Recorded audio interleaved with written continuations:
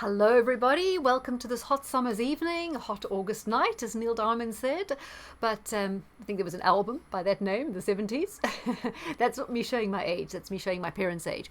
But anyway, um, what I was going to say is I said with the Uranus conjunct North Node, especially as Mars was also taking part in the conjunction, things were just going to get crazier. And haven't they just done so, particularly with the raid on Lago last night? What the hell is going on? So some important things I want to discuss with you. First of all, Alex Jones had Steve Bannon on the show. Now, Steve Bannon said something very interesting in a speech the other day, is that the American people have to get rid of the Federal Reserve. Absolutely. This is what all of us in the alternate sphere have been saying for goodness knows how long. Come on, everyone must have known it. But that might have spooked them that someone like Steve Bannon is actually approaching that subject, because that could get you killed, like with, Kennedy, Lincoln, Verwoerd in South Africa, Tsar Nicholas. Every time you're going to go against the central bankers, boy, are you in trouble. So, that whole thing with going after Trump is very, very interesting. Now, obviously, some people say the jury's out on Trump. I mean, I know he's made some major mistakes. His pardons were horrible. He was bad on the whole pandemic. But I still get an inkling that if anyone's got a little bit of a clue what's going on, it's him. He certainly did have the right idea in terms of pushing the Westphalian model, where the best protection for an individual is to be a sovereign citizen within a sovereign nation, rather than as part of this globalized community where they're running this massive control AI technocratic system out of China. So there you go, all very interesting. This was in the news tonight in the Daily Mail, that Britain braces for winter blackouts in January. Government's doomsday planning warns UK could face days of planned power cuts, etc. How much are your energy bills going to rise? Now, why I want to deal with this is such an incredible travesty that's going on.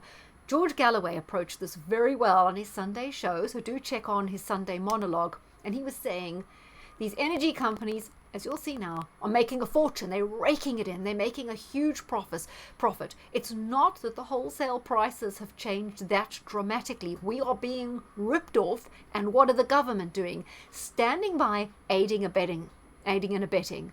People talk about a war, world war, Russia-Ukraine, war between Europe, Ukraine. The war is our governments against us. And these energy bills are part of impoverishing people. What did I always say when I talked about why communists love capitalism? It's all about taking out the middle class and sealing the elite's power, which is what is happening. So this is not really capitalism, because there's not a free market. This is monopolistic crony capitalism, where you've got these politicians working to help enrich these companies, because those are the companies that they will move on to do consulting work with. So that's where their bread is buttered. They don't care about you. Do you all see how they're going to sacrifice the elderly, younger couples with children, all the sorts of people that cannot absorb these price rises, people on fixed incomes, people on lower incomes? They are being sacrificed for this agenda. They want those people penniless. They want these people not able to travel. When I say these people, it could include me. It could include all of us. How far are we going to be pushed? Only the very rich are going to be able to sustain any standard of living. These energy prices are exacerbated by all the unnecessary green taxes, which could be totally scrapped and removed if this government or any other, Labour no better, they all on board. Scrap the VAT, scrap the thing, and look after people. No. First of all, the prices don't need to be so high. The energy companies are making away like bandits. Then you've got the green taxes, so the energy and the green taxes and the VAT. So the government are raking in an enormous amount of money. And they say the same what they do with fuel. If they wanted to help people with fuel and boost the economy, cut the VAT off fuel. Easy, done. They don't want to. They don't want to help the economy. We also hear a court of restaurants may have to close in the hospitality sector, is saying these energy price rises are going to run them out of business. Then look at this nonsense.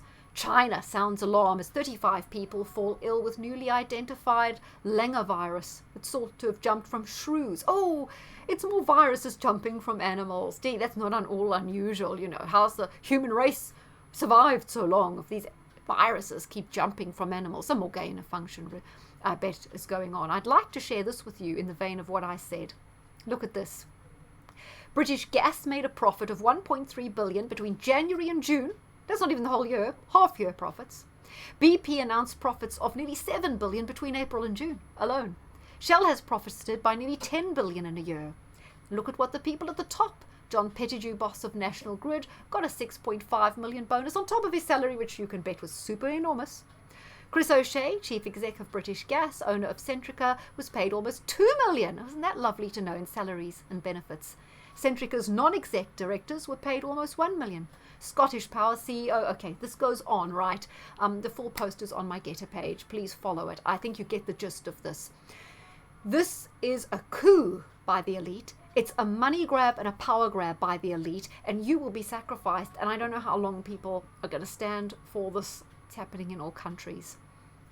Okay, guys, David Vance has done some really good shows. I recommend you watch this one with Paul Burgess on climate change because he's excellent.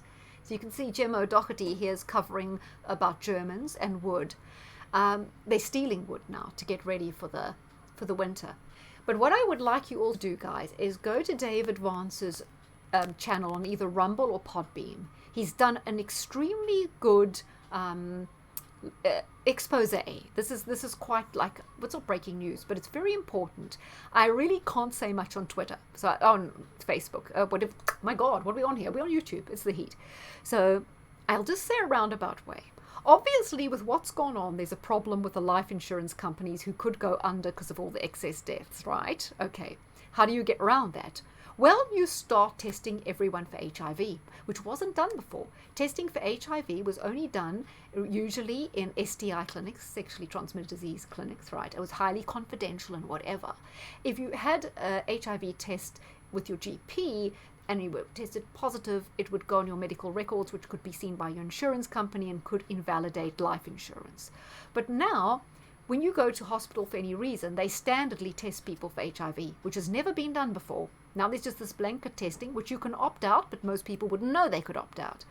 That means we can have loads and loads and loads of people testing positive because, you know, why? Okay, I don't want to say. People are going to be testing positive for HIV even if they're not promiscuous or whatever for a certain reason. And it's going to invalidate their life insurance policies. Ka-ching. Problem solved. Like I say, I'm going to leave that with you to interpret what I said there because David Vance has covered it. So I'm sure you can see what else I've got on the screen there. And definitely have a look. There you go. That's the headline. The curious case of HIV, COVID, and soaring life insurance payouts. Take a moment to review why all of a sudden HIV tests are being normalized by public health systems like the NHS. Okay, guys, I just wanted to do a quick one on all those items so I can highlight the stories. Check out my Getter. It's mainly on there. Take care, everybody. It's crazy times. I think it's really crazy with what went on with Lago. Like my mom was saying, you know, Watergate. Everyone goes on about Watergate, you know. God, you never stop hearing about Watergate. And they've used that Partygate, whatever gate, ever since. This is way bigger. It's crackers.